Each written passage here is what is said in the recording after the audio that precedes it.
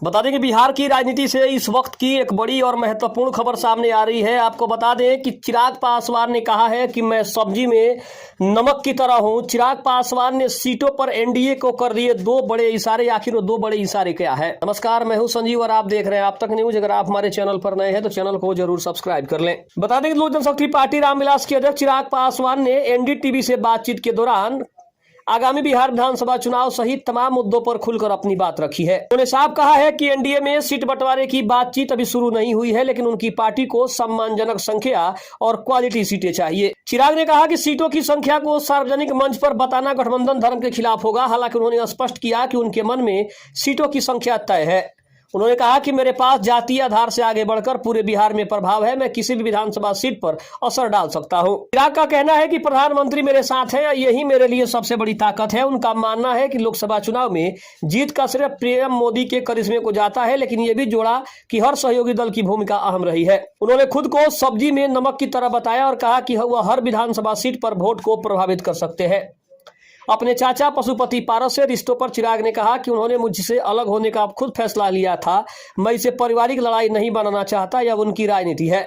चिराग ने जीतन राम मांझी पर भी प्रतिक्रिया दी। उनका कहना है कि वह मेरे लिए सम्मानित नेता है। उनका कद मुझसे बड़ा है, लेकिन उन्हें मुझसे क्या शिकायत है ये मैं नहीं समझ पा रहा हूं। चिराग ने मुख्यमंत्री नीतीश कुमार की सरकार की कानून व्यवस्था को लेकर भी कड़ी आलोचना की। उन्होंने कहा कि यह मेरा तरीका है अपनी ही सरकार को फीडबैक देने का। मैं बिहार सरकार का हिस्सा नहीं हूं, मैं सिर्फ उन्हें समर्थन दे रहा हूं। एनडीए में मैं केंद्र का हिस्सा हूं। चिराग का कहना है कि उनका फोकस शिक्षा, रोजगार, उद्योग पर है। उन्होंने महिलाओं और युवाओं के लिए एमवाई यानी कि महिला और यूथ कॉम्बिनेशन की बात कही और जातीय जनगणना का समर्थन करते हुए कहा कि दलितों और पिछड़ों को उनका हक मिलना चाहिए।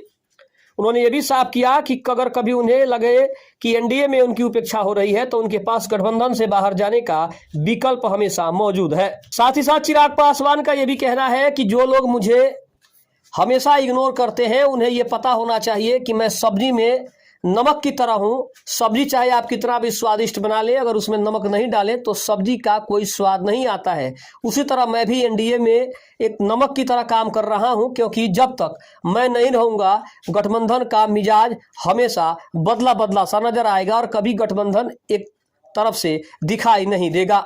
साथ ही साथ चिराग पासवान ने यह भी इशारा कर दिया कि आगामी विधानसभा चुनाव में उनकी पार्टी कितनी सीटों पर चुनाव लड़ेगी उन्होंने ये तय कर लिया है, लेकिन सार्वजनिक मंच से इसे साझा करना ये गठबंधन के खिलाफ है। इसका खुलासा मैं समय आने पर कर दूंगा कि उनकी पार्टी कितने सीटों की मांग कर रही है और एनडीए उन्हें कितनी सीटें दे रहा है, इसका भी खुलासा वो जल्द ही करने वाले हैं। बता दें कि आगामी विधानसभा चुनाव को लेकर कहा जा रहा है कि अक्टूबर के लास्ट या फिर नवंबर के फर्स्ट वीक में इलेक्शन शुरू हो सकता है। हालांकि अभी तक इसके चुनावी घोषणा नहीं हुई है।